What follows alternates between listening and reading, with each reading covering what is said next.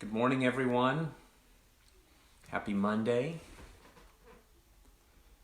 Thanks for joining us for Coffee with a Pastor, Coffee al Pastor. I'll wait a few seconds here while people find me and log on. Let's see who's here.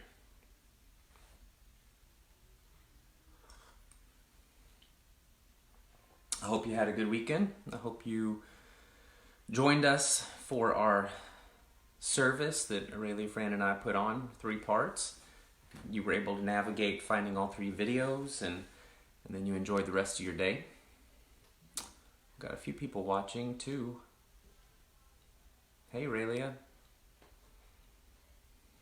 Who else we got? Let's see if it'll show me your viewers. I have something going on. I'm assuming it's allergies. I'm hoping it's allergies. A little bit of a sore throat, deeper voice makes me feel.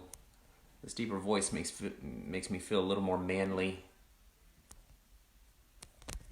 and a little more testosterone-y. Hey, Fran. Hey, Tori. What's up, Michael? Hey, Forrest. What's up, y'all? So, Rayleigh says her allergies are bad too.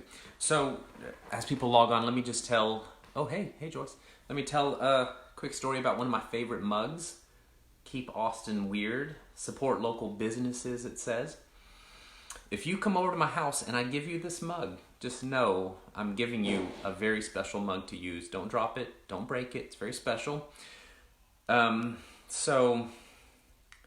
this mug, let's see. Several years ago, I had a really, really bad job. It was killing me. I wasn't sleeping well. I was having bad dreams. I was anxious all the time. It was a toxic environment. And they gave me this office down literally in the basement of an old building that was ready to be torn down. This is like Office Space type stuff. And I was pretty frustrated about the whole thing, and I decided I was going to steal this mug. I was going to save this mug because somebody had left it in this old building that was ready to be torn down, and so I thought, I've got to save this mug, and maybe it was my little act of defiance of taking something that wasn't mine, so I've saved it for these several years now. And I think I salvaged it, but I always feel a little guilty, like you stole someone's favorite mug. So if you're watching and you see this mug, if you can tell me where the mug came from, I will return it to its rightful owner. Until then, I'm keeping it. So keep Austin weird. Support local businesses. That actually fits into the reflection this morning, you'll see.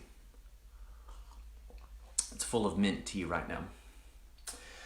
So for the reflection this morning, I wanted to share a little bit about localism and what a local response might be and how that's important for us this morning. One of my professors in seminary would say that the 2 most important questions in life are, where am I and what time is it? And of course, the answer to these questions is here and now. Where am I? Well, I'm here. What time is it? It's now. So, and these 2 questions are meant to center us, to bring us to the present, to get our minds out of the future, which we can't control, but we worry about, to get our minds out of the future and bring them into now, to get our minds out of the past and bring it into now as well. One of my favorite therapeutic theorist says we have to stop wishing for a better past. It's not going to happen. So get your mind out of the past, get your mind out of the future. Where are we? We're here and now. And to me, that correlates with the Christian doctrine of the incarnation. Perhaps my favorite Christian doctrine, perhaps the one that I think is the most important of all of our doctrines. I kind of think everything else flows from this. It's the idea that God accepted limitations accepted the limitation of living in the present, living within finitude, to be a finite, limited, bound creature. And in so doing, God says it is holy. It is good to live small. It is good to live finite. It is good to live within limitations. And anytime we try to transgress those boundaries of being a limited creature, that's when we get in trouble. So I could go on. There's a whole sermon there, a whole sermon there, but I don't want to this morning. I will say that I think the promise of financial neoliberalism that we entered into in the 1980s in this country, in the UK, and other Western countries, it was this promise that we can live way beyond anything that's local, and there aren't any negative ramifications for that. And we are seeing the negative ramifications right now of living beyond a healthy sense of being local. So who knows where we'll go? I'm seeing a lot of calls to return to living locally in some ways. I hope we go through with some of that. One of the people I read as I think about living locally is the poet Wendell Berry. Let me recommend you read poetry during this time. This is a great season in our society right now to return to poetry. Poets know truth that facts can't tell you about. Poets know truth that statisticians can't tell you. They know truth that historians can't tell you. Poets know truth that politicians are often too afraid to tell you. So whoever your poet of choice is, pick up some of their work and enjoy it. But I wanted to read, this is from Wendell Berry's book called This Day, and the book is his Sabbath poems collected anew. And let me read this one.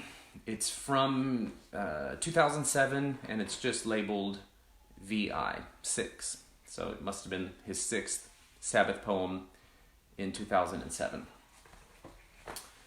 It's a little bit dense. I'm sorry. I'll go slow. But he writes, "It is hard to have hope. It is harder as you grow old, for hope must not depend on feeling good, and there is a dream of loneliness at absolute midnight. You also have withdrawn belief in the present reality of the future, which will surely surprise us, and hope is harder when it cannot come by prediction any more than wishing. But stop dithering. The young ask the old to hope. What will you tell them? Tell them at least what you say to yourself. Because we have not made our lives to fit our places, the forests are ruined, the fields eroded, the streams polluted, the mountains overturned. Hope, then, to belong to your place, by your own knowledge of what it is that no other place is, and by your caring for it as you care for no other place. This place that you belong to, though it is not yours, for it was from the beginning and will be to the end. Belong to your place by knowledge of the others who are your neighbors in it, the old man, the sick and poor, the one who comes like a heron to fish in the creek, and the fish in the creek, and the heron who man-like fishes for the fish in the creek, and the birds who sing in the trees in the silence of the fishermen, and the heron, and the trees that keep the land they stand upon, as we too must keep it, or die. This knowledge cannot be taken from you by the powerful or the wealthy. This knowledge will stop your ears to the powerful when they ask you for your faith. This knowledge will stop your ears to the wealthy when they ask you for your land and your work. Answer them with knowledge of the others who are here and of how to be here with them. By this knowledge, make the sense you need to make. By this knowledge, stand in the dignity of good sense, whatever may follow. Speak to your fellow humans as your place has taught you to speak, as it has spoken to you. Speak its dialect as your old compatriots speak it before they had heard the radio. Speak publicly what cannot be taught or learned in public. Listen privately, silently to the voices that rise up from the pages of books and from your own heart. Be still and listen to the voices that belong to the stream banks and to the trees and to the open fields. There are songs and sayings that belong to this place, by which it speaks for itself and no other. Found your hope then on the ground underneath your feet. Your hope of heaven, let it rest on the ground underfoot. I'll pause there. The poem goes on. As you can tell, Wendell Berry, his mission in life is to help us reclaim a sense of space, of belonging to a place. He says, you don't own a place. Let a place, you belong to a place. You don't own it, it owns you. You belong to it. And think about how you can nurture that place. That's my challenge to us all this morning. Wherever you are, I know a lot of you watching are here with me in Texas, in Williamson County, in Round Rock, and these areas around us. This is our place. You have neighbors around you. You have people in your place. And he encourages us, know your people, know your place. For me, that includes literally my neighbors next door. It includes the Round Rock Area Serving Center, which is asking for donations during this time because they feed a lot of the people here that are food insecure. Our community, our church, we refer people there. We contribute money there. We refer people there for food, for case management services, for light bills, for things like that. So I can't tell you what it is for you to live in your place. That's your work. That's your job. You live in your place, however you are called to do that.